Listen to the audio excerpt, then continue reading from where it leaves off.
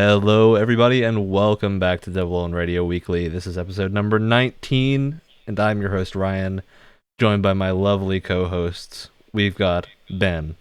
Hi, I'm here again. Wyatt. You called me lovely, thank you. And Brett. I am also here. Whoa, Once great. again. I don't know how that song goes. Yeah. So, we have a tradition to start the show off with. A tradition that is known for inordinately taking up tons of my time. This game that we're doing today took 12 hours to develop. I hope you all are very pleased with this. Ryan, nobody asked you to do that. So, because it's 12 hours, my expectations are much higher. Yeah, they should be much My higher. This is the best expectations game actually we've ever done. are a bit low. So my thinking with this is Ouch. that we've been going high effort, right? We need to bring ourselves back down, back to realism. And, just do a little check-in on what Double One Radio has been up to. So my question for all of you is, how many episodes of any Double One Radio thing are there? I need a number. This is episode number 19. What are you talking about? How many episodes of Double One Radio exist on the YouTubes that you can watch? Okay, so you got to think about a few things here. Ben, you have an And- advantage here. You have an advantage here. Well, because I know about the archives, the past. They're not archives. They're not archived. You can still listen to them. I know. We got a tickle in the throat, boys. I'm sorry. I don't know. We only did like 2 of those, though. Or like 3, maybe. I don't fucking remember. Exactly. That's the point. You don't remember. Yeah. I'm So going to any guess like guesses? 20, 26. 26. All right. Yeah, 25 is too round. It's 26. All right. We got a Wyatt. What's your guess? Hold on one second. YouTube. Don't. Hey. That's not how you. That's not how the Listen, game is played. That's not how you guess. That's not how the sausage gets made.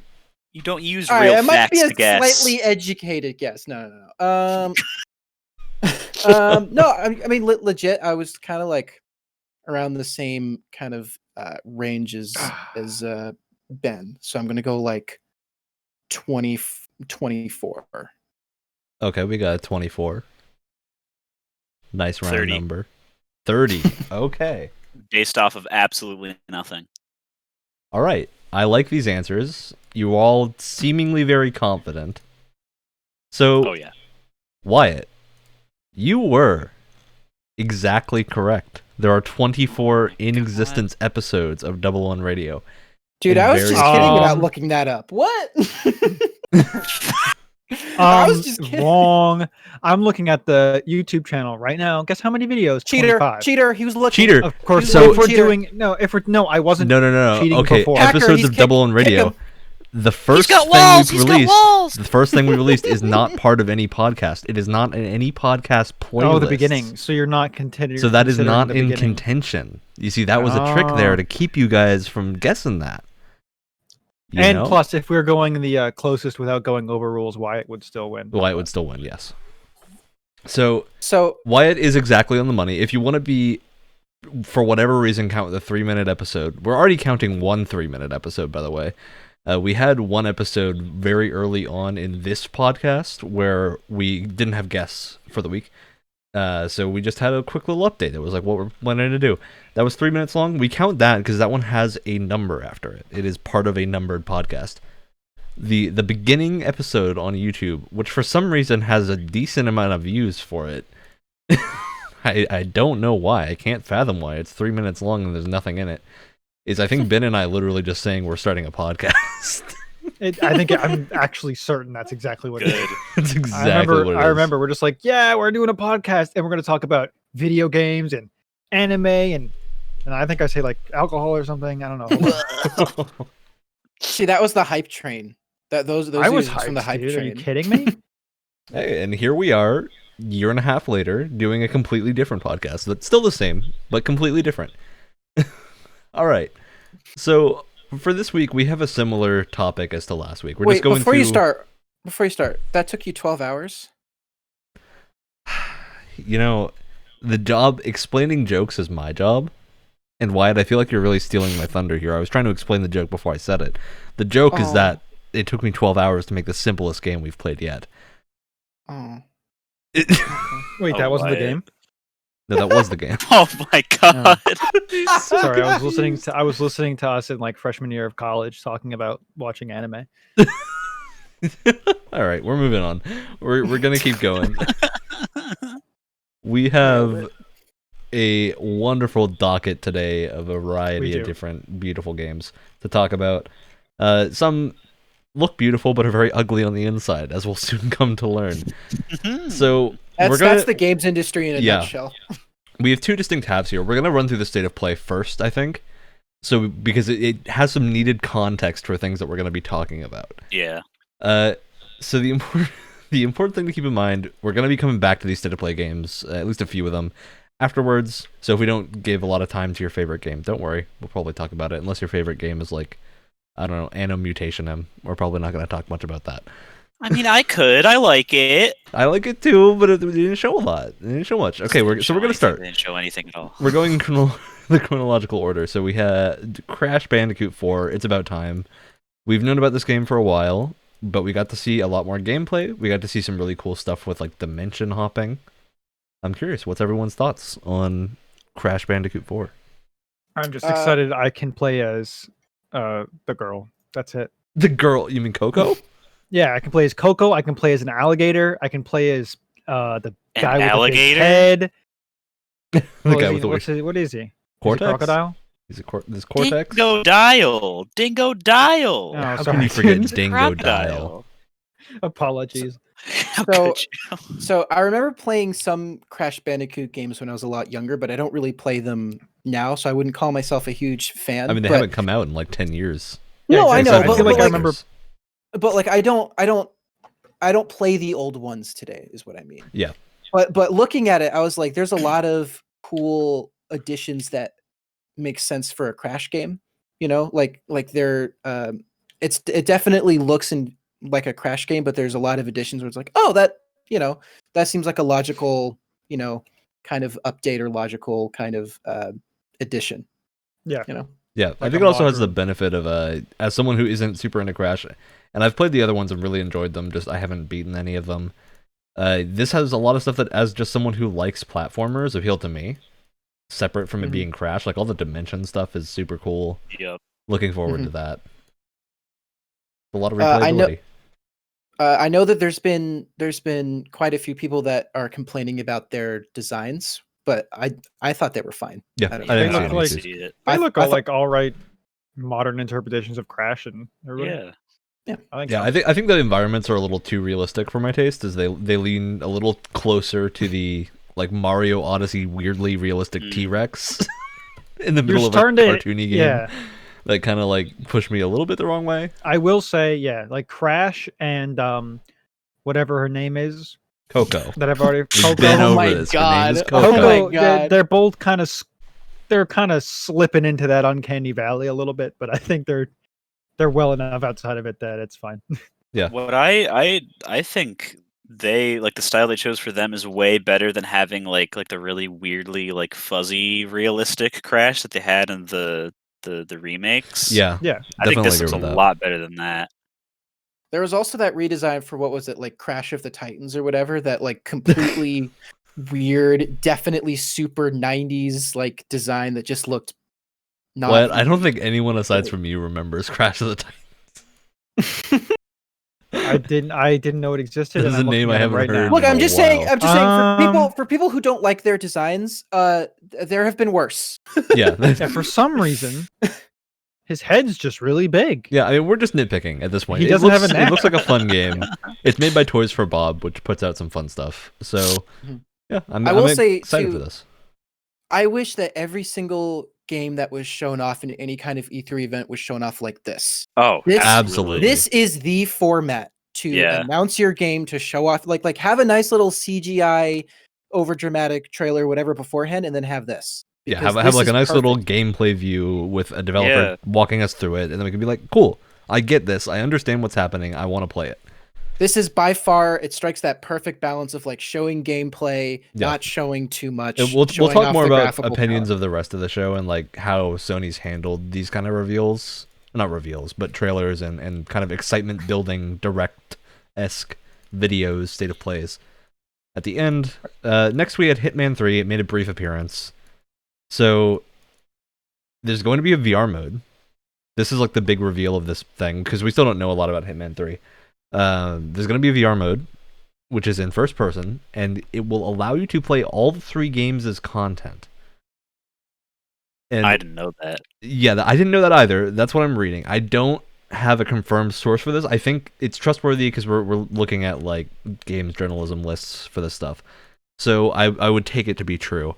And it says you'll be able to do every mission in VR from the previous 2 games as well as the third. I'm very curious as to how this turns out. I probably won't play the VR mode very much, I think. It's cool. It's a lot of content, though. It's for a ton of VR content. game. Hitman is super replayable as well. So if you're yeah. into VR, this is probably going to be a great pickup. No, it says it in the trailer. It says play the entire World of Assassination trilogy in VR. Oh, Yeah. But I mean, damn, I just- who sees all the If you guys words were- in the trailer? Or I was gonna say, if you guys were wondering if this was a legitimate claim, it is. It's Oh, it very is, yeah. legitimate. Good. Yeah, so you'll definitely be able to do that. Hitman is great. The last 2 Hitman games have been fantastic. They've been on PlayStation Plus at various points as well. Then you can try them out if you have PlayStation Plus. So definitely worth playing. 3, we don't have a release date, I believe. I don't even know if they've said if it's going to be on PS4 before PS5. We don't really know. I wouldn't imagine them like changing up the formula for Hitman too much. To be honest with absolutely you, not, because it works. the jump from 1 to 2, there weren't that many. It was at all least like from what I quality of understand. life things and bug fixes, which is fine. Yeah, I'm assuming they're probably going to stick to the formula pretty closely here. But Yeah, I think Hitman is probably the series most like following old school trilogies of games where it's just kind of building on the last game, and it's not really Yeah. kind of new stuff. It's just very well thought out expansions to existing stuff. Yeah. Along with like new content. So, all right, then we got a cool little reveal that I don't think anyone was expecting. We saw Braid Anniversary Edition, yeah, which is a like complete visual remake of Braid, and some of the areas have also been changed. There's been some design changes to make areas a little bit better. Braid, for people that don't know, is a old school like Xbox Live Arcade Oh, platformer, and it's it was excellent. like the first game, yeah, like the first super successful game from that platform, from what I remember. it was absolutely, and it's also great. Yeah, you can play it on pretty much anything now, I think. So Yeah. it's definitely worth playing. I've played the old one a few times at this point, and it's really, really fun. It has a ton of cool time trickery in platforming, which is great. And not a lot of games really, I think, have executed time stuff as well as Braid has. And it's very puzzly. Hand repainted, also, by the way. Yeah. They said, which is like insane. And everything is also like moving. If you look at it, Yeah. they have the painting like moves. It's great. It's constantly at motion, and even in the background, which is really, really cool. Do we know, because Braid was just made by one person, or mostly one person, do we know if this is like a studio that's remastering it, or is it the original creator? I do remember them saying it was more than one person working on this Well, for the there's remaster. 2 people talking in the trailer. Yeah. So There's definitely more than one person working on this version. I think Is the what old was- version was maybe one programmer and one artist. Well, it was was like the original was yeah. Jonathan Blow, the guy that did what was that? What was that weird like first person puzzle game? The Witness. The Witness. Yeah, Thank you. yeah. It's the same guy. So Yeah, I think there was another artist on, at least on this version, for sure, because they had him talking during the presentation. Okay. So there is at least 2 people working on this, from my knowledge. That could be wrong, but the way they presented it seems to imply that at least 2 people are working on it. Yeah, Gotcha. I don't have any more detailed information about that. It looks fun. Braid's great. This game has already been played by a lot of people. It's probably going to be the same for the most part. So if you haven't played it, definitely worth checking out. All right, then we saw, I think, definitely my like personal highlight, the Pathless, which looks really great. Yes, that was This game so looks sick. cool. We still don't reminds me- necessarily know exactly what the gameplay is, aside from like the traversal they showed us. Just I think because we haven't seen controls. This is like one of those games that I think is hard to visualize how it's actually going to play without actually seeing the controller.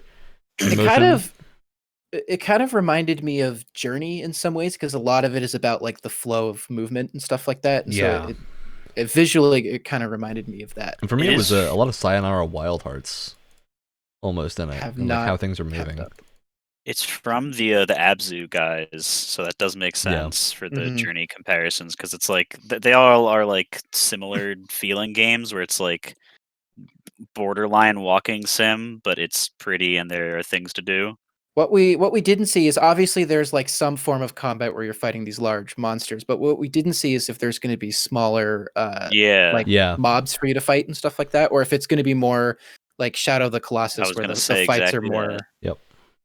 more about the large You know, I'd beasts be and totally down for this to be like Shadow of the Colossus, where it's just a couple of large scale fights, because especially the stuff they showed in this trailer looked great.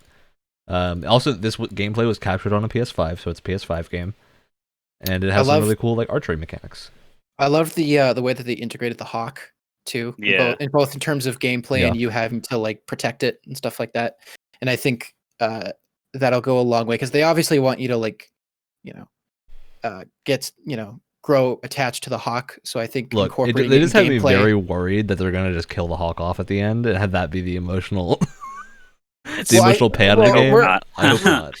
Regardless, I think they're doing the right move in terms of like not just having it be a character, but also having it Yeah. be a lot of the gameplay mechanics. It's a really good way to like be, have a connection with a character. So The Absolutely. one thing. Oh, you go first. I mean, I was just saying yes to what Wyatt said, so you can. Okay. Well, the one thing I was like kind of like about is that like I don't know assuming the world is probably like pretty big if you're going to be hunting down these huge monsters through it. I would be worried about things being repetitive because yeah, they only showed us one, but Yeah. does that mean that there's going to be like 10 of the same thing, or does that mean all of them are going to be different and they just didn't want to show it? And also like you can only get so much mileage out of hold down button and then release button for shoot. that's what I was worried about too, is how many kind of unique boss fights can they have with them, and there's probably a lot more that they haven't shown us too. Oh, for sure. But from what they've shown us, I was like, okay, I can think of like maybe 2 or 3 or so like interesting fights you could have with this, but hopefully they have more. That's why you're not on the Yeah. Pathless team. All right, so something that really confused They me. contacted me, but I Pathless- declined. I declined. with the Pathless is so I looked at this and I was like, this looks exactly like something that Apple Arcade was using to advertise. Turns out it is. So Pathless is going to be on Apple Arcade. Interesting. I don't know if anyone here is into Apple Arcade. It exists. It's like a weird streaming service that I've heard is pretty good. I'm glad it exists because it's we now have a really nice filter for the people who make mobile games that are actually trying versus the free to play microtransaction crap. And yeah, you have to pay for it, but if mobile games that's generally is your the thing with games is at some point, even free games, you have to pay for them somehow, either with your time or money. But it's you know what I mean, like the countless number of like Clash of Clans clones and stuff like that. Like it's a nice way to like, here are games that you don't need to constantly pay $3 or $4 every day in order to enjoy. I still am a little confused about Apple Arcade as to what it actually is. I think it's like I know you can play it with a controller. Like you can play stuff with a controller. It's not a streaming service. It's basically just a monthly. It's basically just you pay a monthly fee to gain access to a very like specialized library of games that are much higher budget and probably have some kind of backing by Apple. Yeah. And it's supposed to be this like seal of quality where like you pay however much a month and you're going to get much higher quality. These games can also be played, it looks like, on Macs and TVs and not just phones. And Sayonara Wild is in this as well. Yeah, I mean, probably you'll they have an app store for Mac. They have an app store for like the Apple TV. So I think it's like unified across all that sort of thing. It's almost like Game Pass, actually. I would say its closest comparison is Game Pass, just Apple's version of it. And whether you want to spend a monthly fee on mobile games is up to you. I think it really depends on how good. Well, again, it's not if you have a Mac or you have an Apple TV, it's not just mobile games. And some of these are legit games, like Cat Quest 2. I see here. They have Oceanhorn 2 is really good. A bunch of stuff here that's actually stuff I would just consider good games in general. What the Golf is great. So yeah, seems like a decent pickup. That's a different conversation, but I was we don't want to get too much in the Apple Arcade. I just wanted to mention that the Pathless will eventually be on Apple Arcade. It was shown off there. I don't know. Maybe there has been an update on that because the last Apple Arcade news we had for the Pathless was like last E3. So that could have changed. But as of right now, that's the current information we have. Or we could have a situation like last podcast where we find out immediately after the podcast that turns out Halo is going to be getting crossplay. Yeah. Which funny. happened while we were smooth recording the transition podcast. Yeah, so we can be wrong, definitely. All right, then we saw What? Spelunk. No, we're never wrong. I mean, speak for yourself, Ryan. All right, then we saw Spelunky 2, which we've known about Spelunky 2 for a long time. It's basically Spelunky 1, but a lot better in every way. So, yeah, it looks if you're into roguelikes, Spelunky. Never played Spelunky, so I can't really comment. But I'm glad people who do like Spelunky are getting more Spelunky. I'm very happy. Spelunky is great. It is definitely a good roguelike. And one of the first that really pioneered the new vision of roguelites. And 2, we have a release date. This is one of the few games on this list that we have a definitive release date for, which is September 15th. So soon. Relatively soon. All right. Now we got the big contentious game of the month, Aeon Must Die. Oh, it's boy. dead, all right. All right, so we're not going to talk. We're going to hold the conversation for the big debacle until after we're done with the rest of the state of play. So the gist of what we saw at the state of play is that Aeon Must Die is a weird 3D visual, 3D 2D thing brawler. 2.5D. 2.5D brawler that looks like it uses 3D models for a lot of stuff. It looked pretty cool. The trailer was pretty bombastic and very stylish. We have a lot more to say about this though that we'll get to later. Anyone else have gameplay impressions?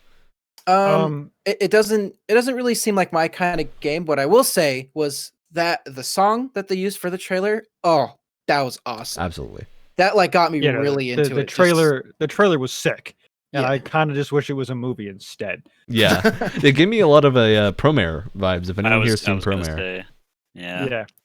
I was actually had the opposite.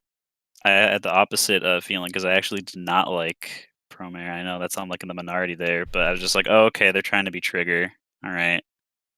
I know. I thought Promare was fun. Well, that's a separate I like a lot of that vaporwave, like that aesthetic. And that's kind of how it made me feel too. So yeah, Promare is fun. Cool it's just not high art, and this kind of seems like the same thing. Like it would just be a fun, like very anime romp, with not really a greater message or anything. Right, or who needs that all the time? Also, it's a weird small thing. But I love game titles that are just incredibly blunt, like Aeon Must Die. I love that title. It's just very blunt and to the point. And you understand what you're getting when you see this game. Sometimes, or what you're not getting in this case. All the games are trying to be, this super subversive, deep experience. You want a Doom Eternal. You want an Aeon Must Die. You want to just get out there and kick some ass. And that's attractive, but of course we know that we'll talk about it. All right, so next up we have Anno Mutationem. It's a like 2D 3D weird little anime kind of inspired melee focused adventure that's like a narrative thing. It looks really fun. I remember this one. Although the frame rate was a little off-putting to me. I think it's intentional. Animations are low FPS. Yeah. The actual game that's what I mean. To be running very smoothly, yeah. The animations are intentionally, it looks like either 12 or 8 frames, which it kind of contrasted pretty heavily with the rest of what was going on. It's kind of the same I have no idea. Me and Ryan have a lot with like those 3D anime that they do, whereas like they're like trying to emulate the 12 FPS of regular anime, but it just doesn't work because it's 3D and it really shouldn't be 12 FPS. Yeah. It's also got a bit of an odd thing going on where a lot of it's pixel art, a lot of it isn't. Yeah. Looking at some screenshots, you have stuff that's like almost looks like a PS2 era environments or like N64 inspired low res 3D environments with these 2D like pixelated characters in the background, which is definitely a style, and I kind of dig it. But it does contrast, and I can see why people wouldn't like it. The weird thing here, so I'm looking at the Steam page as well. This game's coming out on a bunch of different platforms. We don't have a release date. The animations on the Steam page look a lot smoother. So I'm wondering if that was like a deliberate choice, or maybe it's just what they were showing in that trailer is stuff that doesn't have a lot of frames. Maybe it's a build from January. I was going to say that the running animation actually looks pretty smooth in one of the parts. Yeah, but in then the like Steam her stuff, flip is like it 3 looks very frames after smooth. that, so it's weird. I don't know. Maybe they're filling in animations. Who knows? Yeah, it's odd. Weird situation. This game looks very interesting. It's made by a pretty small team, I believe. Let's check if I don't think they've done anything else. Oh, they did. Nope, they're doing 2 things. They're also doing a space flight sim. Yes. Cool. The 2 things one studio must always begin with: the 2D action platformer and a space sim. Yeah. All right. Mutation M definitely looks interesting. We don't have any information about like dates or anything for this yet. So. Okay, but I need to finish my bit. The next game from Robert Space Industry is going to be a 2D action platformer. Yeah, of course. Yeah. I mean, Warframe already has the entirety of Star Citizen basically in it. So. Right. Imagine being Star Citizen. Imagine releasing a game, right? Okay, this isn't a Star Citizen dig podcast. Sorry. Star Citizen's actually a lot of fun. Yeah, but Please don't come after us. Better. Okay. Anyway. Then we got, I think, a lot of people's highlight of the show. We got Bug Snacks. Oh hell yeah! His name is C. Clumbernut. It doesn't get better than that, guys. It doesn't. It really doesn't. Now is instead of being a Star Wars podcast, guess what? Bug Snacks podcast. Yeah, Bug Snacks, Caro Bonito. You know, that's all we're doing now. That's it. See, that's here's the big question. Here's the big question. Can you eat Caro Bonito in the game? Absolutely. If you can. if there's not a Caro Bonito bug snack, I'm gonna be so mad. I'm gonna throw my computer out the window because God damn it, that's what I need in my life, and I won't have anything else. Yep, that's exactly what we need. All right, so Bug Snacks, we learned a few interesting things this time. This is actually the most we've seen of the game. And this is also where they set expectations for this state of play, that they were like, we're not going to be showing anything major for the PS5. And then they went and showed a few things that I think some people would consider major for the PS5. So compared to everything else, compared to GTA 5 again, yeah, a lot of this. We saw a lot of really cool stuff. Okay, Bug Snacks, we learned it is a first-person game where you are a journalist and you travel and learn about the Bug Snacks. I have a sneaking suspicion there's going to be like a second version, or not a second version, a second aspect to the gameplay that like whole Bug Snacks thing. Because like you can't make a game about people that eat things and turn into them, and then not have the ability to eat things and turn into them. So I hinted at it already. I mean, there was that dark little bit at the end of the reveal, and there's like the bit where you fall off the ledge right at the end of this one. So they're definitely hinting at something else going on. It's probably going to be like a puzzle platformer with some cool stuff. Brett's got a theory. I have a theory that this is. I've had a sneaking suspicion from ever since the first moment that we experienced Bug Snacks together, that it's like the perfect kind of like thing where it's just like something's wrong here. This is going to be like the greatest survival horror classic since like the first Resident Evil, and people are going to laugh at me, and then when it comes out and it's the most terrifying game ever to be released to the public, I will be the one with the last laugh. That pizza dragon looks fucking terrifying. They put way too much effort into that lightning and lighting and rain. Yeah. To only use it once and never again is all I'll say. Dude, I also think I'm like halfway to the idea that this is gonna have a weird multiplayer Dark Souls invasion element where people invade your game as the creatures. Oh my god! As Bug Snacks, yo! Oh my god, I'm ready. Yeah. You know what? I'm actually legitimately super hyped now because I want to see where this goes. I just want to know what it is. The same way I was hyped about Hideo Kojima's game. Yeah, this feels like Death Stranding all over again. Death Stranding. Except Hideo Kojima wanted us to know it was weird, but this game, they don't want us to know. But they're slowly like hinting. They're hinting that something's weird. It's slowly creeping towards Armageddon. It's the next Strand type game. Yeah. Yo, Bug Snacks, the second ever Strand type game. God. Yeah. Turns out the last trailer is going to reveal that it's written and created by Hideo Kojima. Well, here's the other thing. What if this is like an I Love Bees situation with like Halo 2, where like this isn't even the game. This is just some like crazy viral marketing. It'd be hilarious.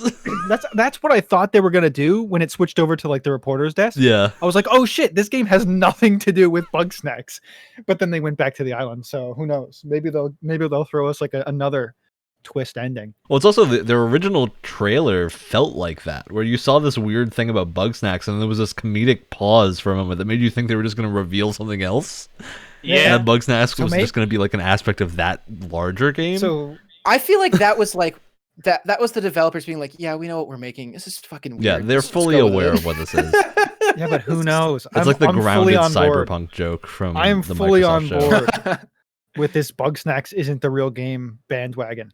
I mean, I'm on it. I think it's highly unlikely. No, it's super unlikely, but I want it to be because that would be hilarious. I mean, either way, really this game's by the Octodad devs. Octodad is just a hilarious, fun time. And the other reason I say that too is that it's like graphically, it's not super impressive. So it makes me think like absolutely not. The graphics aren't impressive because like this isn't the actual game, so they didn't have a ton of time to make it look pretty. You know what I mean? I also almost think they're kind of going just for like a Katamari look. Yeah. That low poly, just very simple. Mm-hmm. But there probably will be a lot of things on screen at one moment, is what I'm betting is going to happen. That's true too. Yeah. Dude, don't get me started on that graphics debate. I've watched the YouTube live streams of all of these, and I've read the top chat replays. It's just They're miserable. Awful. They're so bad. Oh my god, it's terrible. If a game's not like photorealistic, they're like, "What is this stupid game's graphics?" No, I mean, it doesn't bother me. I noticed that it was that way, and I was wondering. I understand. Like, I was the like, there's a textures reason. aren't particularly high res. Like, the textures are the thing that get me, because that's usually pretty easy to make that stuff at least high res and not have pixels on it. But some of the stuff there did. Yeah. So I'm a little curious as to what's going on with that. It could just be early footage, which it probably is, because we don't have a release date for Bugsnax. Again, it's a build from January. It's a build from January. I mean, we were wrong about that as well. We were very wrong about that. The Halo build was not from January. It was from a couple weeks back. So, not on a great hit list there. All right, next we have Star Wars Vader Immortal. This exists already. This is the confusing thing. This set of games already exists on PC under the same name. They're like 2 to 3 hour long episodes of just Star Wars fun with some like weird time trial and like arcadey game modes. They're really, really cool. They're on the Oculus stuff. Now they're coming to PSVR. That's it. Cool. They release on August 25th. I have no. I've heard good things about them. I have no form of like VR whatsoever, so I tend to just not. Like, I don't want to get excited about VR stuff because I can't get any VR stuff. So it's and like, I also think wanna... like the Star Wars fantasy, while it seems like it works well in VR, in reality, I don't think it does, because you can't. Most people are not Jedi, right? They can't pull off ridiculous moves. They don't look as cool as they think they do. And says you. Says me. Yeah. I think we're not quite at the point where technology can make you fully believe that. And like stuff like blocking just doesn't feel natural in Vader Immortal, so I think it's not quite as great, but it is still like definitely a good pickup if you're a Star Wars fan. It's a good thing to play. Then we saw, I have a feeling this is going to be Wyatt's actual thing of the show. Alan Wake is in control. his crackpot theories about control are confirmed. I was so confused by this trailer. It's an expansion for Control, yes? Yeah, it's an expansion called Awe, which is Alan Wake. Yeah. Which, by the way, and I've said this before, it's, Awe could stand for Alan Wake expansion, but it could also stand for Altered World Event, which is a term in Control. So I mean, the thing is, we saw Alan Wake in the trailer. Yeah, well, because here's the thing. I want so much mad props for this, because I saw the there's like a ton of files on Alan Wake in the actual game, and I was like, dude, like these two worlds work so perfectly together. And then I saw that the next expansion, I didn't know it at the time, but the next expansion was called AWs. I was like, it's already happening. Yeah, it's already happening. I'm excited. So full disclosure, Control was great. I haven't finished Alan Wake, but I've played a lot of it. Enough to be excited, because I think these two worlds are perfect together. Whoops, hit my microphone. I'm so excited. I think these two worlds are perfect. I would love to see how Alan Wake's lore and the story and that ties into Control, which probably Control's universe is going to explain how Alan Wake. I don't know. It's just I'm very excited. Yeah. I still need to play Alan Wake. I have it sitting there from the Epic. It was free on Epic once. Now I've got it sitting in my backlog. So it'll be a fun playthrough. I want to finish Control first, though. At least the main Control story. All right. Oh, you haven't finished it? Dude, Control is like one of those weird games. I keep going back to it. Like, I know I will finish it. It's just, I get in weird vibes where I want to play Control. So but then I'll finish like a 3-hour session and just be like, all right, I'm good. And then like 2 weeks later, I'll be like, all right, I want more Control. And it's just weird, like ping pong of I know exactly when I want to play Control. I will say, like, the main story is probably one of the weaker parts of the game. Like, it's not terrible, but it's not like so many other parts of the game are such high quality that like the story kind of stands out. All right, the main story. It's good. Control's a good game. We'll talk about it probably more at some point when we talk about like SCP style stuff in games. But next we have The Pedestrian. This game is already out on PC. It's a fun little platformer, like puzzle platformer, where you play as like a character in signs moving through a 3D world. It's got a ton of cool gimmicks. People are genuinely really happy with how the PC version came out. And it's coming to PS4 in 2021. Wait a second. Come on now. Are we skipping over auto chess? I was about to say that's the star of the show. Look, this is the list skips over auto chess. That's when you know. That's when you know. Auto chess is also coming to PS4, PS5, yeah, whatever. Yay. Auto chess is fine. If you're into auto chess, you're gonna know you're into auto chess. It's a good free game. I think I'm looking at a completely different list than you guys are. So you're probably looking at the weird reverse list. I'm literally just like. I'm on IGN's. I'm on IGN's. Don't use IGN's. IGN's are good, but they're usually out of order. They tend to order things by what they think importance is. There's the official PlayStation blog, and it's out of order. The PlayStation blog is impossible to tell. GameSpot is generally what I use because it tends to put things in the proper chronological order, but occasionally they will miss something like auto chess. Just it was a quick thing. Auto chess is coming to PS4 and probably PS5, I would assume. I would assume. Yeah, I've played a bit of auto chess. It's interesting. It's definitely a cool take on like a new type of genre. It has nothing to do with chess in any way whatsoever. So the auto chess name still confuses me. It has less to do with chess than 5D chess. So, whoa, which is to say, not too much, really at all. Yeah, not much. But that game is a hoot. Yeah, who cares? We're talking about Pedestrian though. Yeah, Pedestrian, good game. We're done with this talking game about Pedestrian for the most part, I think. No, Pedestrian just looks like a really interesting platformer. Looks interesting. Yeah. I mean, you can play it right excited. now. It's on PC. It's good. Oh shit. Yeah. All right, never mind. I'm no longer excited because I can get it right now. You can get it right now on PC. It was in early access for a while. It's released now. All right, I am now sad. Yeah, you can definitely play this game. I'm just not allowed to say I'm excited because I could have played it this whole time. It's out. If you've been on Reddit like ever, you've probably seen GIFs of the Pedestrian. I think the developers are really active there. They post things to like the subreddits. At least the news subreddits that I follow, I've seen images of them quite a lot. All right. Looks like a neat little puzzle game. Anyway, the next game actually looks pretty sick. I'm not gonna lie. We saw Hood, Outlaws, and Legends. This to me seems like is this? My question is this a Robin Hood spinoff? Because my level of excitement directly correlates to that. No, what this is, it's remember multiplayer Assassin's Creed back in the day? Hell yeah, dude! It's that, but it's actually also the Hunt Showdown at the same time, and that's what I hope it is anyway, because that's what the trailer made me think. Yeah, the thing I'm worried about is that it will just be like Battle Royale squad. That was what. That's what I'm. What it looks like is it looks like Hunt Showdown. Like you have your set objective, like to go get this thing, but you have teams competing for one objective. I think that's the gist I was getting. If that's what it is, I'm really excited. Well, here's the thing, though. What would make it really different from Hunt is that you can have entire games where you make it out alive and not run into a single person. Because like you have different objectives, and a lot of the times you run into other people who are going after the same thing. But you can have games where you just don't run into anyone. Like it's totally possible. I've had it happen before. And if Hood has one objective, that means everyone's gonna. Yeah. I don't know. I was really excited. I like the idea of like a stealth co-op kind of thing. And then when I saw it has like battle royale parts in it, I got. I think Wyatt had the same disappointed. reaction I did. I was watching this with a bunch of people. We were all really hyped up for like a cool co-op thief game, And then you're essentially. like, oh, it's multiplayer. And then as soon as you have the other party coming in to take their stuff, we were just like, all right, well, this is the same as everything else that's happening right now. Yeah. And the thing is that that like on paper, that's a really cool idea. But I also know from my There's experience, just a lot playing... more of stuff like it right now that I want to play something different. Well, no, it just from my knowledge of playing other battle royale games, I'm not going to enjoy it because I just don't like battle royale. With a few exceptions, I just don't like it. And I think there's always a contrast with co-op battle royales, in that I think the people who enjoy co-op and the people who enjoy battle royales are generally two separate audiences. And trying to combine them doesn't always work. Like, it worked for me with Apex for 2 months, probably. And then it's not worked since. I pick it up every now and then.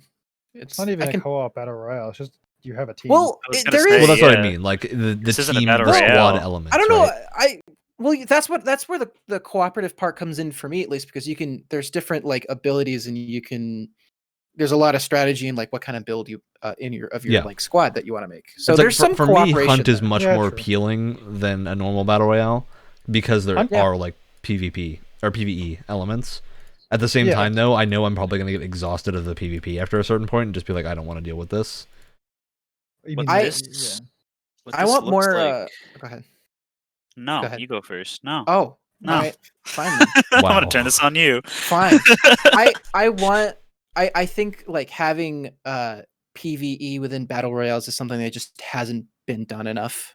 Yeah. Like Hunt has it, obviously. What was Blackout? Blackout. Black Ops 4's one had like the zombies, which was really cool. Yeah, Blackout was I just think Blackout was cool. There's so much potential for like PvE elements in battle royales, and after there's been so many of them, I'm just so shocked that we haven't had more with PvE elements in it. Of Escape from Tarkov. No, and Tarkov is a different thing, though. It's not. It's not even a battle royale. Yeah, it's a very different thing. I think Tarkov definitely is a great take on that style, though. Yeah, it just needs a tutorial really badly. No, it really does. They plan to have one in the game, but it's still a work in progress. Yeah, I think as soon as Tarkov does, it's going to get a huge player spike. I think when Tarkov comes out in earnest, if they have all the things they want in that game by the time it comes out, it will be an amazing. And I'm sure we will talk about it when it comes out. Yeah. We've gotten very far away from Hood. I mean, it's already my favorite game. So Hood, we still don't know much about Hood aside from what we saw. I still legitimately want to know if this is a Robin Hood spinoff. It's so. Here's the thing: is that I'm assuming that this is like a higher level of information than we currently have. Oh yeah, because it's from the fucking game director at Sumo Newcastle, the developer of the. Oh yeah, okay. So it is a spinoff of Robin Hood. Okay, great. Yeah, and it's not a battle royale. It's like Rainbow Six, but 4v4, and it's like only hostage, except the hostage is treasure. Oh. All right, well, my hype level has simultaneously gone drastically up because it's a Robin Hood spinoff, and drastically down because it's much less interesting now. I was hoping there was going to be a lot of PvE. It's PvPvE, but it's like there's going to be PvE there, but it's just two teams. So I feel like that's going to be like an even bigger emphasis on PvP than a battle royale would be, because it's going to be because you're directly competing with like one other group. Whereas with Hunt, you're just trying to get your bounty turned in. I hope too that this and this is kind of like I'm probably very much in the exception with this, but I've always felt like battle royales are worse when they're bigger. They are. It's I like, mean, so the issue right here is that we're running drastically over time for Hood Outlaws and Legends, and we need to move on. Which isn't even a battle royale. Which isn't a battle royale. So the battle royale conversation is getting shelved.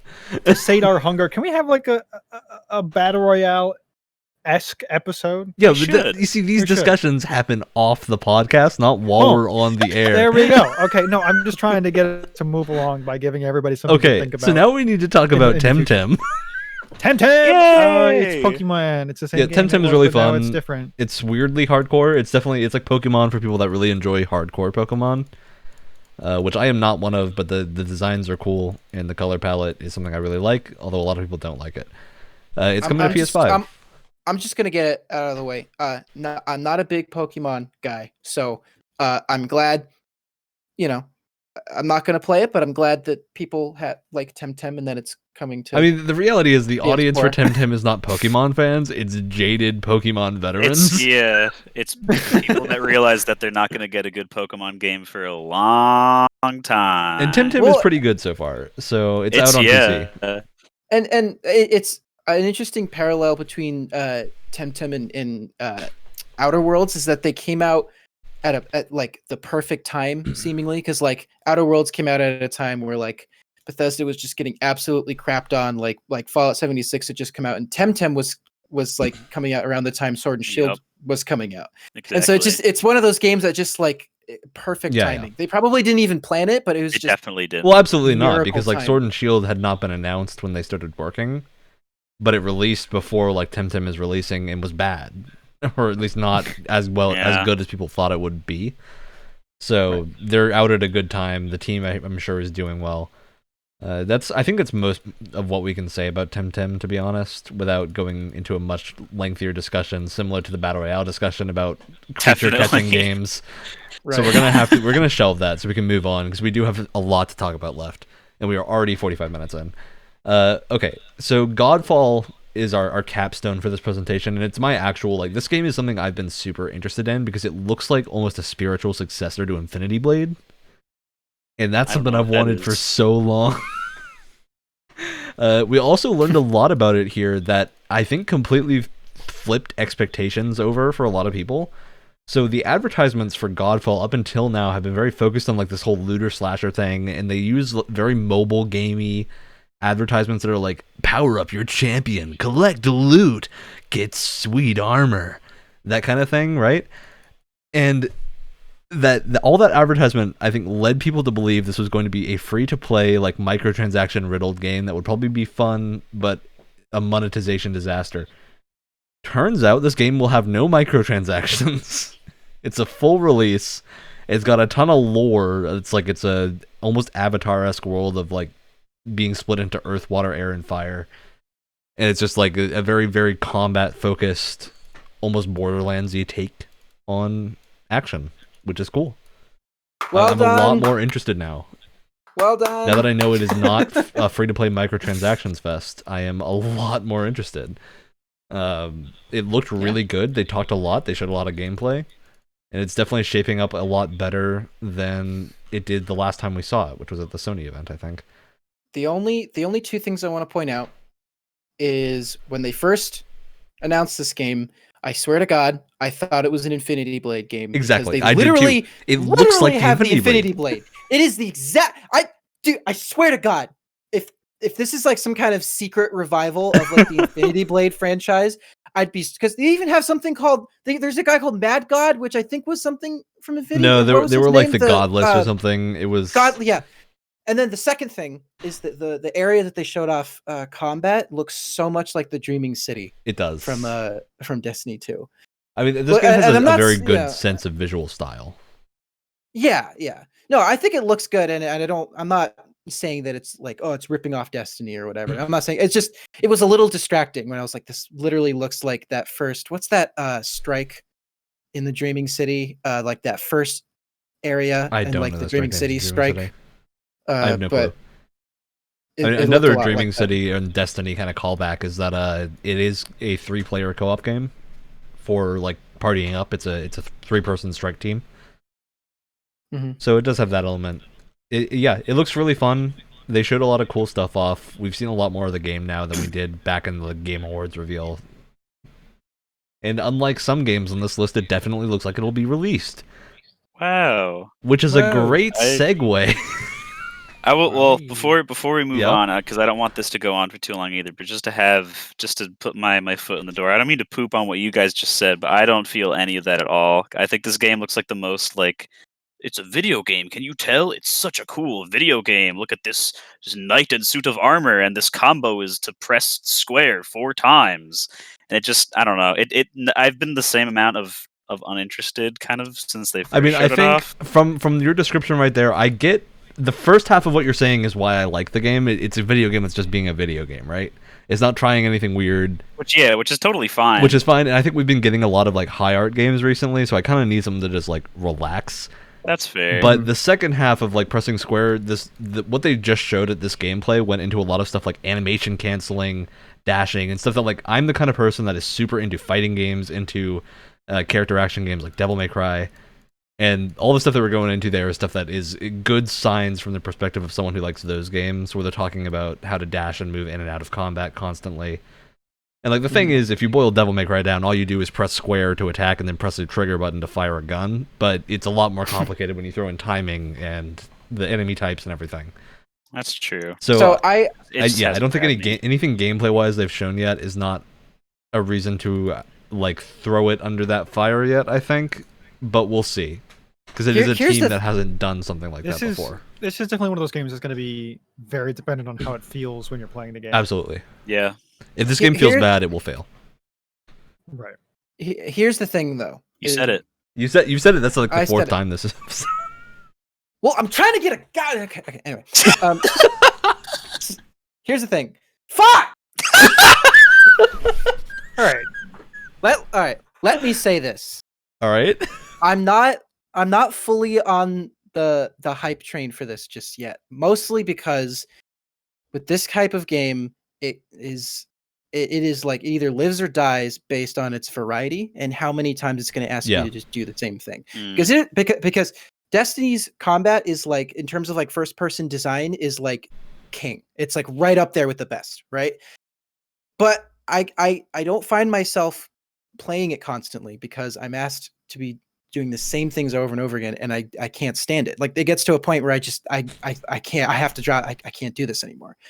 And Godfall can have great. It looks like it has really fun, good melee combat, but it comes down to how many times are we going to be asked to do this over and over and over again. Yeah. And so any type of looter slasher, whatever, it's like I refuse to be excited until I know how they're going to deal with grind and how they're going to deal with variety. Yeah. And I mean, I think the answer to that is that there is definitely an audience of people that enjoys doing that kind of grind over and over again. Right. For me, I can't handle Destiny. It's too much. But something like Borderlands is way more up my alley, where it's a lot faster paced. So I think we'll see with that. There is definitely an audience for people that do enjoy that stuff, though. So you might not beat it, but I think this game will probably do well regardless. I think the way you should handle it is just to, a faster paced content, kind of like Path of Exile, and then have this very long, grindy end game that will keep those people kind of like Path of Exile. Kind of like Path of Exile. Just because Path of Exile's to this day I think it's the like gold standard of ARPG combat and endgame. Yeah. Especially with the big revamps coming out. Anyway. All right. Yeah. So moving on. Also, there was one other thing with Godfall I do feel a little weird about. It keeps calling itself a looter slasher. I don't get it. Well, it's like a looter shooter, but it's a slasher. But what's just call it an action RPG, because that's what it is. Yeah. Just call it an action RPG. I think that'll get you more of an audience. That's the last thing. That's just like this weird little thing they keep saying that bothers me every time I hear it. I'm like, they're acting like they're inventing a new genre. I agree. I don't think they are. It's an ARPG. Well, and that's something that's interesting too. And I feel like this should be a whole episode. But I feel like we should do a whole episode on genre. And again, this is not the time to discuss what we should do in episode. I know what I'm just saying is with a game like Godfall, it can be kind of difficult to kind of categorize it in a way. I mean, I don't think it's that difficult. From what we've seen, it's an ARPG. We're talking about people not doing games and stuff now. Yeah, we gotta talk about AI Must Die, because we're almost an hour in already, and we haven't talked about the big meaty news story of the week, which is of the week. This is probably gonna be the news story of the month. So Aeon Must Die trailer came out, looked really cool. People were hyped. In the comments section of the YouTube trailer, there is a link to a Google Drive that shows most of the company has quit due to overwork and like harassment and some horrible stuff, and the game will almost certainly not get made at this point. I think almost certainly we can't be certain about this because we don't have more information. But what we do know is that a bunch of shady stuff went down. Focus Home Interactive, the publisher, kind of has a history with weird things like this happening. So there's like some questions there. There's a bunch of weird things coming in with this that are just like, what is going on? But yeah, so the specific kind of things that were said is that there's endless crunch, which is thankfully starting to be moved away from in the games industry, but apparently this was just bad, like really, really awful. So it was a public Dropbox containing materials, and you can still find that Dropbox if you're interested. Just look up AM Must Die Dropbox and you'll find it. The publisher Focus Home is carefully looking into the allegations from their Twitter response. What that means, we really don't know, and apparently Focus Home has said similar stuff in the past. The reality is, 12 current and former employees wrote confidential letters requesting support, and then 8 of them, including the studio's co-founder, handed in their resignation. So the reality of game development is that if 8 of your small team quit, you probably can't make your game anymore. Yeah. Especially some of them, like as it's said here, the studio's co-founder and I think their creative director. So, yeah. Odds are Aeon Must Die will likely not come out. There's been a couple of statements that are Focus. Let's read Focus's response. So it was put out in a Twitter in the classic like black background with white text. So it's Focus Home Interactive has always praised and supported all our partner studios and the developers who compose their creative teams. We pride ourselves on treating our own employees and third-party developers fairly and respectfully, and this will not change. Focus Home Interactive was informed of serious allegations raised by some of the developers at Limestone who have worked on the creation of the video game Aeon Must Die! ! These grievances are directed at Limestone, their direct employer. As publishers of the game, Focus is carefully looking into these allegations and will draw the necessary conclusions if they are proved to be well-founded and then take appropriate measures. So, and then they also say no comment is going to be given until they have a better view of what's happening. Which I think is a fair response. It's just like, people are very confused here. Yeah. The big other confusing thing is that Frogwares, a developer who was also under Focus Home a while back, they might still be, who made the Sinking City and a bunch of the Sherlock Holmes games, have essentially said that Focus Home is not a great publisher. They kind of tried to take rights away from them, their creative rights, which is a huge issue with games. Like, if someone takes your IP and your company can't make a sequel to the IP that they're used to working on, you could just be financially ruined. So there's some weird stuff going on with Focus Home. Hopefully this all gets sorted out. But as of right now, it looks pretty sketchy. Yeah, that's the stuff about Focus Home. Further into the Aeon Must Die stuff, it's basically the gist of the situation is we don't have more information right now, in that aside from people leaving, and the game will likely not get made or not finish. Yeah. But the weird thing is this game's been in development for a while. Like, this is not a new game. It's the first time we've seen it, but this game's been in development for a long time. Like, there's this whole story of the CCO essentially stealing the IP from the CEO and the rest of the company. Hopefully all the guys on that team that aren't assholes get to make like good projects at some point, because man, that really sucks. If anything, maybe they'll make like their own team with just all the people that left, because I feel like that's a thing that happens pretty often. Yeah. Of course, they won't get any of the Aeon Must Die stuff, which is the unfortunate part.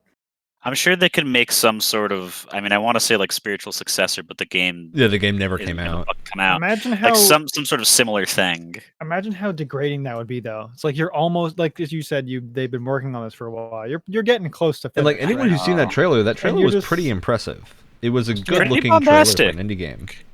That's what I'm saying. Yeah. So like you're done with your game, or getting very very near close to it, and then you're basically like, all right, now I need to quit because this guy's the management's terrible.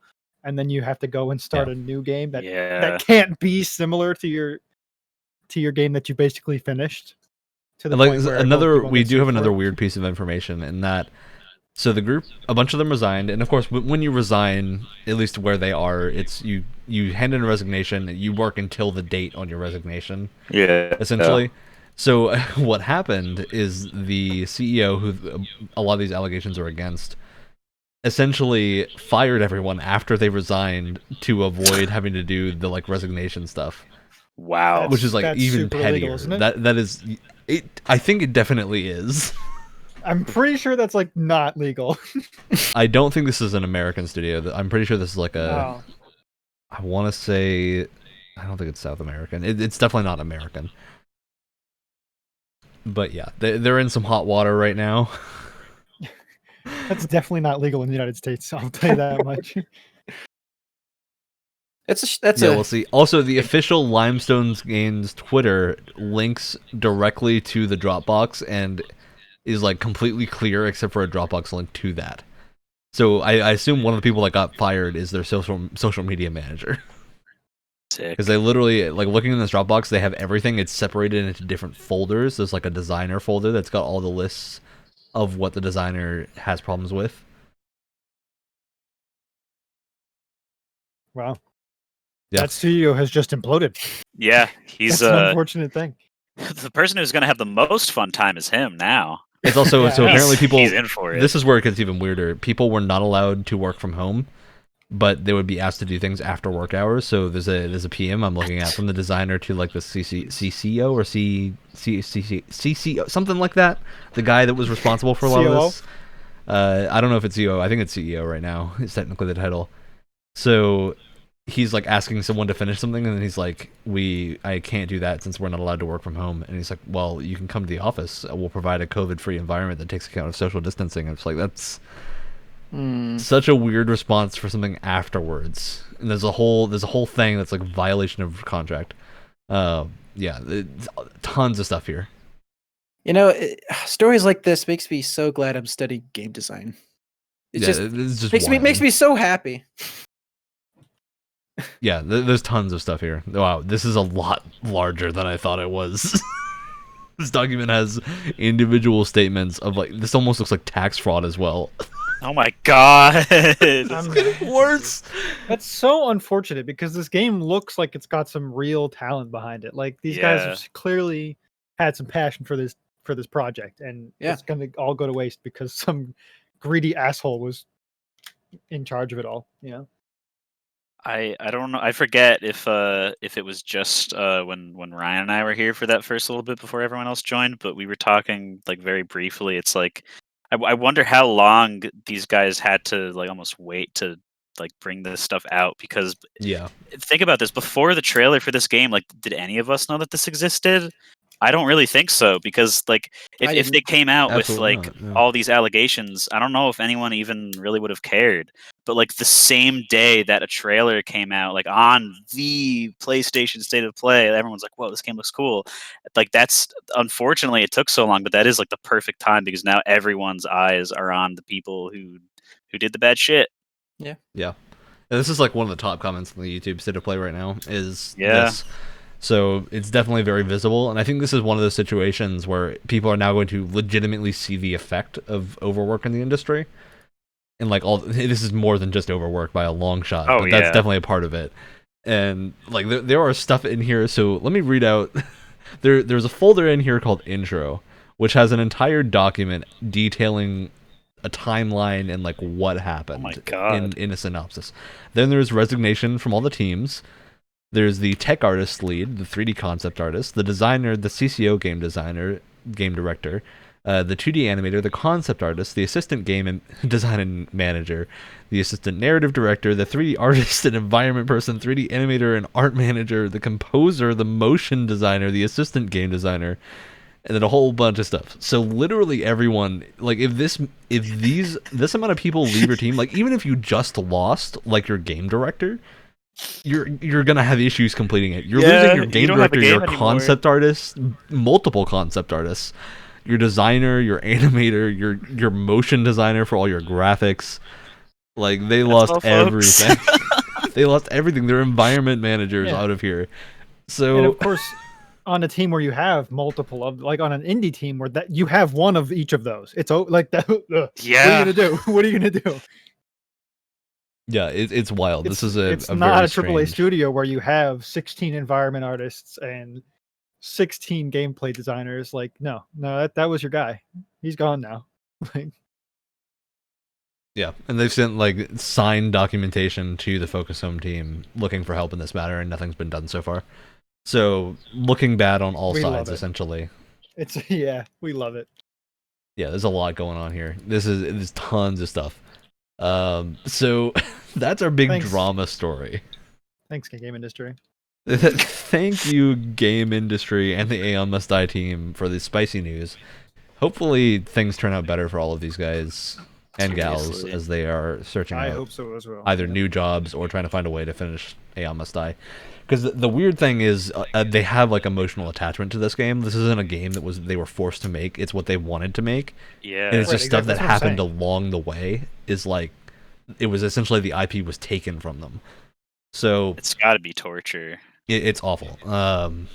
Yeah, generally this is just a horrible situation all around. And depending on how serious these things get, like legally, we'll have interesting stuff. So that's our big Aeon Must Die story. Does anyone have last words on that? No. Great. Yeah, I think we went over 2020 is not a great year. 2020 continues to go. Well, to, 2020, some 2020 hit downhill. us with something else this week, lads. We got something A else. hurricane. We got Oh. Trump signing an executive order that would ban transaction with Tencent. Yep. So for a little while, this was a big scare for pretty much every free-to-play game ever because almost all of them are partially owned by Tencent.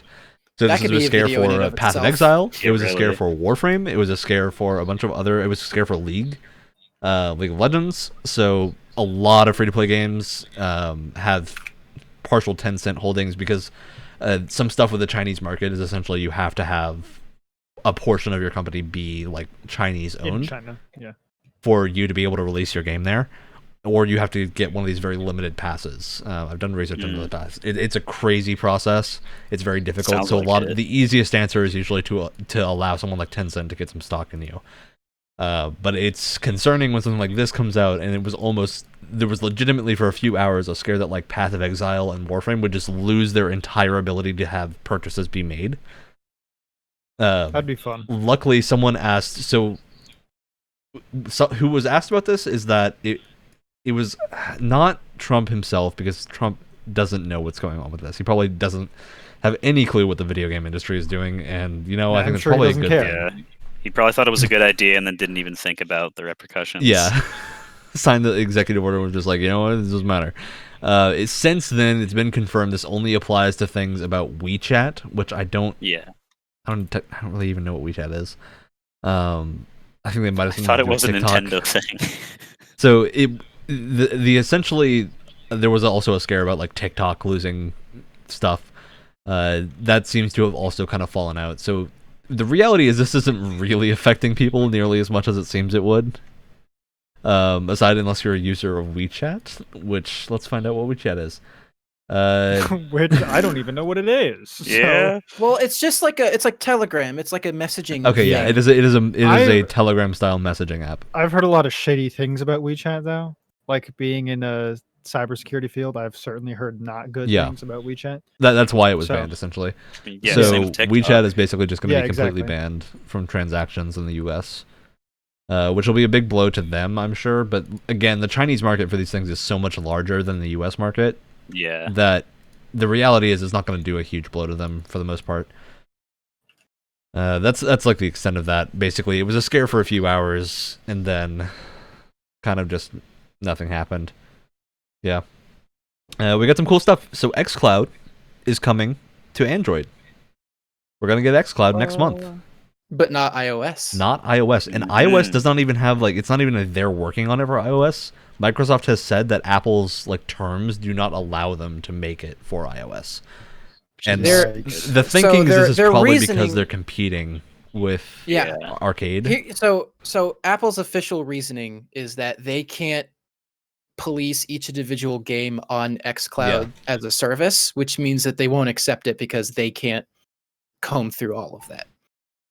Yeah. Which Okay. They do a pretty bad job in the first place. So if you look at anything on the App Store, let me tell you. Oh yeah, it's hilarious because in their press release or whatever it was, they were like, "Oh yeah, we try and keep a high quality a high quality bar in our app store, and you Look, look at the anyone app with an store, iPhone, go to new in the App Store. There are tons of trash, just as much as the Android store. Yeah.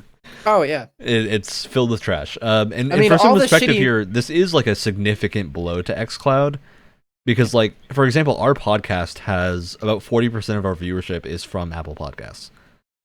So if that was cut off, we would lose a fourth of our viewership, which is a significant amount. So yeah, it is a significant user base. I think the reality is that xCloud will most likely be used on computers that are lower spec than like game devices, like students with laptops. I think that's the biggest market essentially. yeah. Same thing as Stadia. It's cool that you can stream like latest AAA PC and console games on your phone, but they weren't designed to be played on such a small screen. I feel like And I don't so really many want issues. to play them on a small screen. But then again, like I recognize that all of us here are definitely probably in the demographic of hardcore gamers. Because I have no need to stream these games because from where I'm sitting, my computer does a better job than whatever streaming service. Like it doesn't we're matter. certainly not the audience for this. Because to me, that extra 100 milliseconds, like 80 milliseconds of latency is actually a pain in my ass. Yeah, it's a lot. So I'd much yeah. And if I'm I mean, for regular people who aren't, it's playable if you're used to like a TV.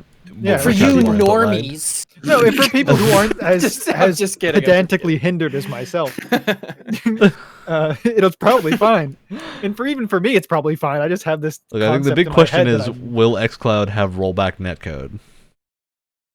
See, that's a fighting game joke that no one here got because they don't play. I didn't get it. I was like, wait, come on, somebody, for the love of God, say something about what that means. No, I have no idea. It's essentially just a type of programming for netcode that works a lot better than traditional ping-based systems, mostly used in fighting games. But yeah, xCloud is not going to have that. Look at you flexing those game designer muscles. Like that's literally, I just follow people that get angry at Japanese companies for not putting rollback in their games. I know, right? Because it's right, super right. easy. What does that Ryan, do? calm. Does it like cache? I know. Does it like cache the? I don't know how it works. All I know is that it is a lot more stable for Wi-Fi based play. Like Ethernet play is fine, but if you're playing with Wi-Fi, don't play it's your a lot damn better. Competitive fighting game on Wi-Fi. Yeah, but if you're a person with a PS4 and you want to play Street Fighter, what are you going to hook up an Ethernet cable to that thing? Probably not. Also, right? there's a lot of people. Then you're not hardcore. Also, there's a lot of people that like no Ethernet cable in the world would be long enough. Like that happens where some people just don't. Yeah. I was like, my house routers straight up doesn't have any Ethernet ports. I would have to run it from the router across the hall. Yeah, I mean, my router at my that. dad's house, for example, I'm in one corner of the house. I'd have to get an Ethernet cable all the way downstairs and like get it out of the way of like hallways and stuff. Whatever. Yeah. Dude. Y'all are just not trying hard enough. Well, I there's have a reason- Oh my God. You're too hardcore. in my dorm at school, I have an Ethernet cable running from the back corner of my room through my door, down the stairs, across the living room ceiling, down into our router, and that's how my situation is. You know what? I bought a 100-foot Ethernet cable just for that. Get to it, guys. Come on. I hope you're proud of yourself. I hope you're happy and proud of yourself. It was really hideous, and I'm hoping that I can fix that this semester with the Switch that I bought. So okay, so great. We've mostly covered. Great. Great. Yeah, it's good, interesting. Just taking a quick glance. Oh, we do have one other story. Dr. Disrespect is streaming again. No, he's on YouTube. Like, I don't know why, but I always get so hyped when he comes back. I don't even watch Doc. The thing is, this is just I don't watch Doc, but this is such an interesting saga of I know, dude, trying to figure out what's happening. There's a lot of people. There's a lot of people that think this whole thing is planned because he's pulled this before, and he continually gets more and more attention from it. You know what I mean? I'm not saying that's what it is. I'm just saying it's an interesting pattern where like he'll get banned or kicked off of some site, and then his like big comeback gets him a ton of more attention. It's interesting. I don't think this one is about that at all. Yeah, everyone around him seemed pretty angry at Twitch for this, so I think this is definitely a Twitch thing. Yeah, no. And I hope we learn what the cause was at some point, but it seems like everyone is under contractual obligations to not. Which makes it seem really serious, right? No, well, it makes it seem very like almost financial, right? Yeah. Yeah, it seems contractual. I don't know. There's this good guy called Oh, he does a video series called like Internet Legality or something. Hold on. There's Hoglaw. Yeah, Hoglaw. He does his thing. I've watched a bunch of his videos about it, and he's actually got some really interesting perspectives on the whole thing. Which, if you're interested, you should go watch them because they give you a really good perspective on everything. Somebody who's a lawyer and knows a lot about internet law. So that's definitely helped to inform my opinions of what might be happening. Yeah, so that's like our most interesting thing. We did have a takeover. I forget which game it was. Animal Crossing is no longer the top seller in Japan. I think it was a weird game took it over. It was some mod. Don't remember what it was. Animal Crossing's not the top seller anymore. That's the gist of that. Well, it's been up there for a while, so yeah, it's been going for a long time. It's finally been taken down. I would insert some it's probably kind because of everybody like, has it now. I would Can't insert sell any more games. some kind of like Animal Crossing joke, but I actually have never played Animal Crossing, so I can't do this. Same. Yeah, I don't have it. It's a fun game. So Everybody, yeah. we got Ninja's returning to Twitch now. Oh, he is. Yeah, I've never cared about Ninja, and I still don't. So yeah, I don't know. We haven't heard anything from Shroud. We did If see we're a talking little. about the We saw a Mixer little stuff. bit of an interesting thing from Riot. So Riot is just straight up shutting down for a week to give everyone a break during the COVID times. It doesn't really. I don't know. I don't know what to take this as. If maybe there was something internally going on that triggered this, or if it's legitimately the company just being like, okay, everyone needs a break for a little while. Not sure. It's an interesting situation that we have no information on in reality. So yeah, that's that. Epic Game Store is adding modding support. I don't know if anyone plays games with modding support in the Epic Game Store, but it's coming. If Total War is coming to the Epic I don't Game know. Store, Is there a port of That's Skyrim good. on it or something? Port of Skyrim. I mean, I think MechWarrior is a game probably. that has mod support on it right now. Total War games usually have good amount of mods. So Is there a modding scene for Control? I'm curious. Probably not. I don't think Control's very moddable. So we did have a thing with Blizzard. This was a while ago now. It was right after the last podcast, where a lot of their employees are unhappy with wages and are sharing their salaries to compare. And there's been some unrest over that because of some pay disparities. So, I don't know. It's a weird situation at Blizzard. Oh, gaming. Because all their money is going to Bobby Kotick. I mean, the reality is, House the or answer to a whatever. lot of this stuff is that people are so excited to work on like Blizzard projects that there are always new hires you can buy. I say buy, that's probably a good term to use, essentially. I mean, yeah. Because they don't really care what they're getting paid so long as they can live on it. They'll just accept the job because they're working on a franchise they want to work on, which is great if you're an indie developer, right? If you're getting paid enough to live on and you're working on something you want to work on, that's great if it's a passion project that like you own. If it's not so great working if for a it's, AAA company who doesn't care about you, Overwatch 2. yeah, it's not great. Well, didn't a similar thing happen with Naughty Dog, where I'm assuming there's a ton of people that are just super excited to work on whatever they're working on next, you know? Yeah. We did have one other thing. This happened right after last week. We talked a bit about Ubisoft. This is another thing with Ubisoft. Tommy Francois, who is the dude. This is the party guy, Wyatt. The party guy you were talking about. The dude who was like partying up. And the weird thing is he used to be perfectly normal, and then he joined Ubisoft and became like a party animal. And apparently like doesn't have anything to do with Ubisoft. It's just this dude had like a breakdown or something. It's funny to read about. Did they have a breakdown at a Ubisoft. strip club, though? That's the question. Yeah, I think he Wait, did. Really? Yeah, I think he did. No fucking way. Oh yeah, this guy's got some like wild stories going around about here. Oh, Strip clubs will do it to you, man. You go in So there will and you're just like, Ubisoft. Yeah, he was you're bathed in that red mood lighting, and it just gets to you. Yeah, so he was one of the earliest that was put on the placed on leave while Ubisoft was investigating. They just hadn't actually like booted him yet. Now he is booted. So he had already been placed on leave. At this point, he is just now out of the company. Another unnamed staff member of Ubisoft Toronto has also been ousted. So there's a ton of like Ubisoft is actually doing internal changes that a lot of companies aren't willing to do, which is great. Like they've gotten rid of Sergey, who was holding up stuff like got Avalon canceled because he doesn't like fantasy, and I'm like, the game sounded so good. You know, a lot of Ubisoft's issues over the past couple years are starting to make a whole lot of sense right now. Yeah, and they're finally doing something about it, which is a good first step. I don't know if it'll be everything they need. Like, we don't really know yet, but that is what we're seeing.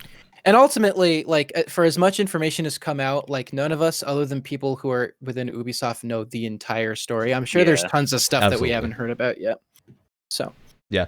Oh, we do have a few other things that came out today. So Yoshinori Ono is leaving Capcom.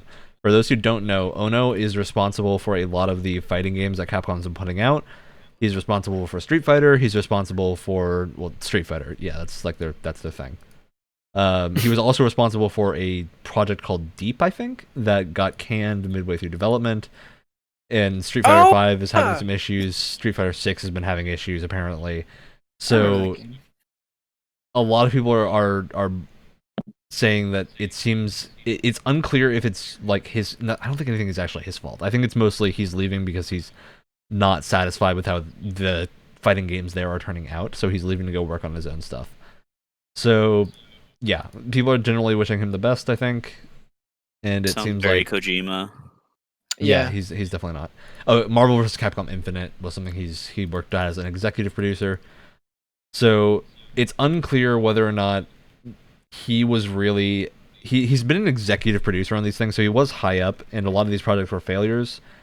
The way this reads, it's very unclear as to whether or not it's something where he was a problem on the team and he left because of that, or was like asked to leave because of that, or if he was kind of just not happy with the state of it. So we don't have that information right now. That'll probably come out in the next few days because this was from today. So by the time you're listening to this, that might be out. But as of right now, we don't have any more information on that. And also, the Warner Bros. Interactive sale that's been going on for months is apparently not happening anymore. Warner Media is keeping it, at least as of right now. So again, very subject to change. Very subject to change. Thank God. Because last I had heard of that, it's that EA was interested in purchasing, and I was like, no! I was freaking out a little bit, not gonna lie. All right. Although, actually, I have one more bit of news that is not on your list, but it has to do with WB. Rocksteady, who made the Batman Arkham games, have announced their next project, which is some sort of Suicide Squad game. Oh yeah, I do remember Superman on the poster there too. Yeah.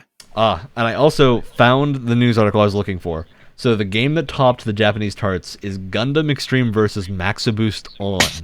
There we go, boys. Represent. Let's do it. Give me that anime. Let's go. That game sounds ridiculous, all right, but it's a fighting game. It's a 3D 2v2 fighter that is really fun. So I gotta say, I'm happy for it. You know, it's a good game. Japan has Japan has some weird top sellers. Okay, we don't. They like some weird stuff over there, and all the power to them. And actually, it's not like weird games. They're just games that you Gundam just doesn't sell super well in the US. Yeah, it's never has. That's although I think thing, though, they built a real one and it can walk, so it sells well. It sells well in Japan, like well enough to warrant like, holy shit, like 300 movies and TV show franchises. So yeah, I know. And hey, I'm one of them. I watched a lot of their shows, so I know, dude. I love Gundam so much.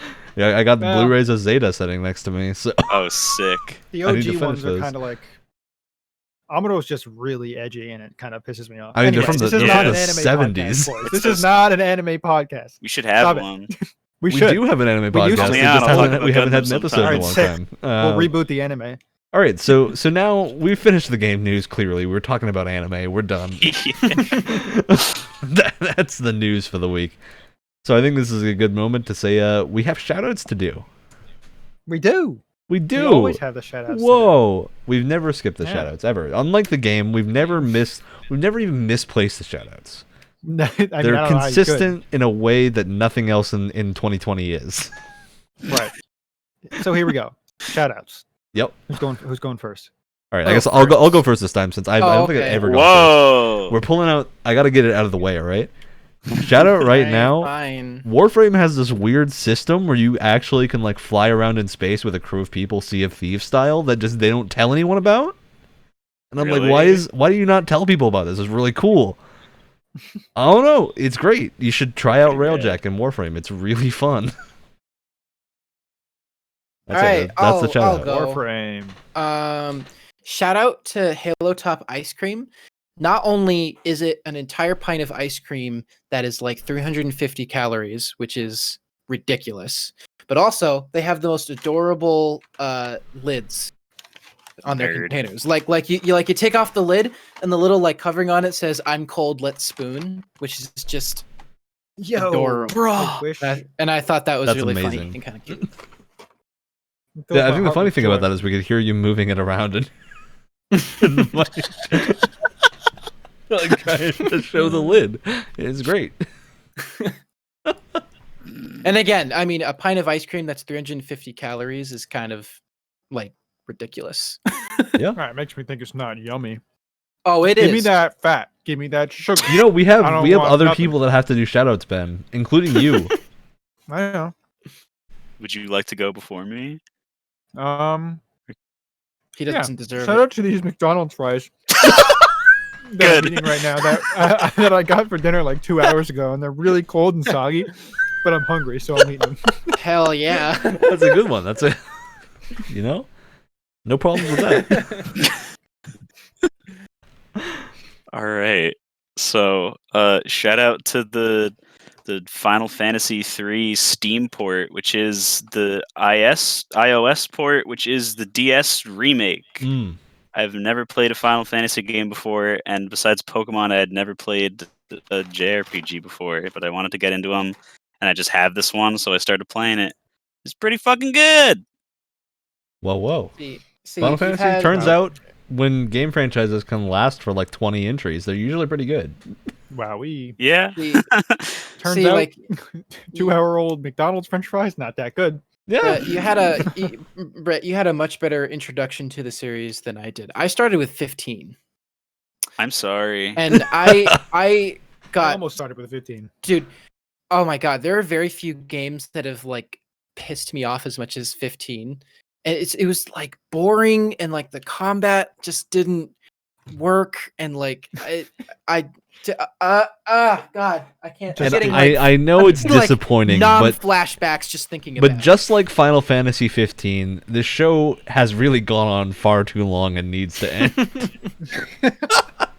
So we're gonna say goodbye to y'all tonight. We've had a great time. We hope you had a great time. I want to play the If you outro didn't, now. If you didn't have a All good right, we're time, playing I'm the gonna be outro. pissed. You don't. All right. Play the outro. You should have been playing it this whole time. I am playing it the whole time. It's playing All right now. right, It's like good. 30 seconds long. Good. I didn't know if you stopped because you sighed. You were like, "Oh man, he's holding out and playing the outro." Yeah, I But started in and my stopped mind. the outro. The bit moved into the outro. That's the point. That's skill.